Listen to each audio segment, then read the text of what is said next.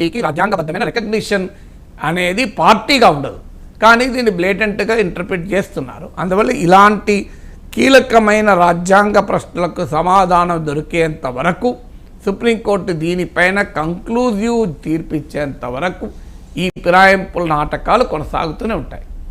Right sir. ఇక Congress gates open చేసింది, operation ఆకర్ష్కు start చేసింది. కాంగ్రెస్లో కొత్త వారు వస్తూ ఉన్నారు, దీంతో పాత వారు కొంతమంది అబ్జెక్ట్ చేస్తూ ఉన్నారు. రీసెంట్గా కరీంనగర్ కాంగ్రెస్ విషయానికి వస్తే జీవన్ రెడ్డి అలక చెందారు సార్. మంత్రి దుద్దిరెడ్డి శ్రీధర్ బాబు కూడా నచ్చచెప్పే ప్రయత్నాలు చేస్తున్న పరిస్థితి. కాబట్టి బీఆర్ఎస్లో చూసాం గతంలో ఫిరాయింపుల్ని ప్రోత్సహించిన పరిస్థితి, భారతీయ జనతా పార్టీ కూడా ఫిరాయింపుల్ని ప్రోత్సహించింది. ఈ ఫిరాయింపులతో పార్టీలు బలపడతాయా బలహీనపడతాయా? కాంగ్రెస్కి అంటే మీరు ఫిరాయింపుల పార్టీలు వస్తే బలపడడమే కదా, క్వశ్చన్ అది కాదు. క్వశ్చన్ ఏంటంటే ఫిరాయింపుల వల్ల డెఫినెట్గా పార్టీలు బలపడతాయి కదా. తాత్కాలికంగానైనా శాశ్వతంగా ఫిరాయింపుల వల్లనే పెరగదు కదా ఏ పార్టీ అయినా.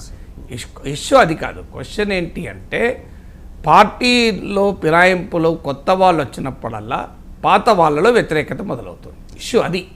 ఇష్యూ ఫిరాయింపుల వల్ల లాభపడదా అంటే ఖచ్చితంగా వేరే పార్టీ వాళ్ళకి ఈ పార్టీలో చేరితే ఆ పార్టీ లాభపడుతుంది అండి. ఎందుకు పడదు? 1+1 ఆల్వేస్ 2 కదా. సో లేకపోతే ఎందుకు పార్టీలు చేర్చుకుంటాయి? పనిలేక చేర్చుకోవు కదా.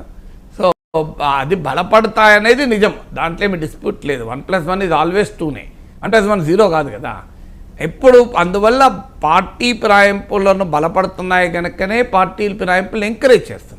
నష్టపోతుంటే పార్టీలు ఎందుకు ఎంకరేజ్ చేస్తాయి? అంత అమాయకులు కాదు కదా రాజకీయ నాయకులు. క్వశ్చన్ అది కాదు. క్వశ్చన్ ఏంటి అంటే ఇప్పుడు కొత్త ఫిరాయింపుదారులు వచ్చి కొత్త వాళ్ళు వచ్చి చేరుతున్నారు. కొత్త వాళ్ళు చేరడంతోనే పాత వాళ్ళ నుంచి వ్యతిరేకత మొదలవుతుంది. ఇప్పుడు మీరు ఇచ్చిన ఉదాహరణ జీవన్ రెడ్డిది ఏంటి example? BRS Jagtial MLA Sanjay కాంగ్రెస్లో చేరాడు, జీవన్ రెడ్డి కూడా జగిత్యాల. సో తన నియోజకవర్గంలో తన ప్రత్యర్థి అయిన నాయకుడు వచ్చి తన పార్టీలో చేరితే తానేం చేయాలి?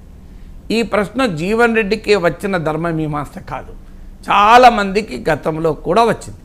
సో ఇది అన్ని పార్టీల్లో వస్తుంది. ఇప్పుడు మీకు మిగతా పార్టీల్లో కూడా ఇదే ధోరణి. మీకు బీజేపీలో కూడా సమస్య ఏంటి? కొత్త పాత ఇదే చర్చ కదా. ఇప్పుడు బీజేపీ రాష్ట్ర అధ్యక్షుడు ఎవరు కావాలనే దాంట్లో చర్చ ఏం జరుగుతుంది? పాత వాళ్ళైనా ఇస్తారని రఘునందన్ రావు, రాజేందర్ లాంటి వాళ్ళు మాట్లాడుతున్నారు. లేదు దేశం కోసం ధర్మం కోసం అగ్రెసివ్గా నిలబడే వాళ్ళే ఉండాలి అని రాజాసింగ్ అంటున్నాడు. దేశం కోసం ధర్మం కోసం అంటే దాని మీనింగ్ ఏదో మనకు తెలియదు కాదు కదా. అంటే ఆర్ఎస్ఎస్ ఐడియాలజీకి కట్టుబడి ఉన్న వాళ్ళంటే అనేది క్లియర్, హిందుత్వ ఐడియాలజీకి కట్టుబడి ఉండాలి అని కదా. సో అందువల్ల ఈ ప్రశ్న బీజేపీలో కూడా చూసాం, కొత్త పాత అని. సో ఆ కొత్త పాత్రల మధ్య ఆ సమన్వయం అనేది సాధించడం అనేది ఒక పెద్ద ఛాలెంజ్గా ముందుకు వస్తుంది. ఈవెన్ బీఆర్ఎస్లో కూడా చేశాం.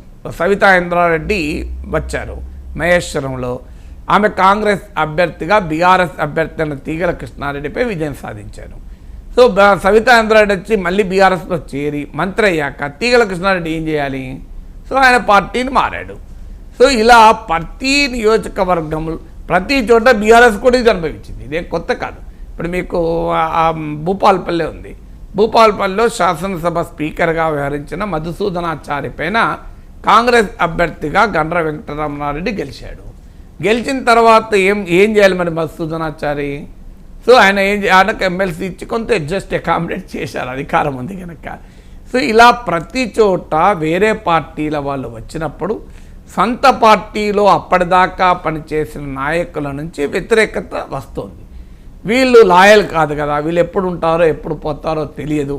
సో మేమేం చేయాలి అని ఇప్పుడు భారతీయ జనతా పార్టీలో రాజగోపాల్ రెడ్డి చేరి మునుగోడు ఉప ఎన్నిక వచ్చింది. భారతీయ జనతా పార్టీ తరఫున అనేకసార్లు పోటీ చేసిన నాయకుడు మనోహర్ రెడ్డి ఉన్నాడు, ఆయన వైస్ ప్రెసిడెంట్గా ఉన్నాడు. ఇప్పుడు పార్టీ రాష్ట్ర అధ్యక్షుల్లో పోటీ పడుతున్న వారిలో కూడా ఉన్నాడు. గతంలో ట్రెజరర్గా ఉన్నాడు. యూనివర్సిటీ రోజుల నుంచి విద్యార్థి పరిషత్ కార్యకర్తగా నిబద్ధతతో పనిచేశాడు. సో ఆయన ప్రతిసారి ఆయన పోటీ చేశాడు. రాజగోపాల్ రెడ్డి వచ్చాడు, ఇదే మనోహర్ రెడ్డి రాజగోపాల్ రెడ్డికి పనిచేయాల్సి వచ్చింది. మళ్ళీ ఏమైంది? రాజగోపాల్ రెడ్డి మళ్ళీ వెళ్ళిపోయాడు. మళ్ళీ బీజేపీకి ఎవరు మిగిలారు? మళ్ళీ మనోహర్ రెడ్డి మిగిలాడు. వచ్చిన ఇతను వచ్చాడు పోయాడు. ఈ లోపల మనోహర్ రెడ్డి రాజగోపాల్ రెడ్డికి సేవలు చేయాల్సి వచ్చిన తర్వాత మళ్ళీ మనోహర్ రెడ్డి మిగిలాడు. ఇలా ప్రతి రాజకీయ పార్టీలు ఈ దూరం అవుతుంది. ఈటల రాజేందర్ వచ్చాడు, మల్కాజ్గిరి నుంచి పోటీ చేసే వరకు అప్పటిదాకా మల్కాజ్గిరి నుంచి అనేకసార్లు పోటీ చేసిన రామచంద్రరావు పక్కకు పోయాడు, మల్కాజ్గిరిని ఆశించిన మురళీధర్రావు పక్కకు పోయాడు. అందువల్ల ప్రతి రాజకీయ పార్టీలో అది బీఆర్ఎస్ అయినా బీజేపీ అయినా ఇప్పుడు కాంగ్రెస్ అయినా ఫిరాయింపుదారులు వేరే పార్టీ నుంచి వచ్చే వరకు పాత వాళ్ళ నుంచి వ్యతిరేకత మొదలవుతుంది.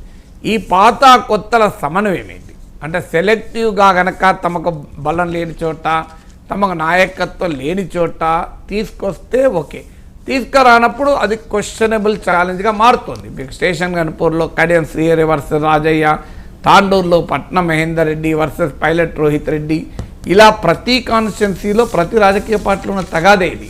సో అందువల్ల కొత్త అల్టిమేట్గా రాజకీయ పార్టీలు కూడా ఒక వ్యాపార సంస్థలే. నాకు ఎవరితో లాభం, వారితో లాభం. ఇప్పుడు కార్పొరేట్ కంపెనీలు ఎలా పనిచేస్తాయి? సో ఎవరి పని నుంచి రిజల్ట్ వస్తే వాళ్ళని ఉంచుకుంటారు, రిజల్ట్ రాకపోతే పంపించేస్తాయి. సో రాజకీయ పార్టీ అలా అయినప్పుడు రాజకీయ పార్టీ వేరు, వ్యాపార సంస్థ వేరు కదా, పొలిటికల్ లాయల్టీ ఏమైంది అనే ప్రశ్న మొదలవుతుంది. అందువల్ల అల్టిమేట్గా ఈ బ్యాలెన్స్ను అంటే ఈ కాంట్రడిక్షన్ను కొత్తగా చేరుతున్న నాయకులు, అప్పటికే పార్టీకి లాయల్గా ఉన్న నాయకులు ఈ కాంట్రడిక్షన్ను సమర్థవంతంగా మేనేజ్ చేసినప్పుడు ఫిరాయింపుల వల్ల లాభమా నష్టమా అనేది డిసైడ్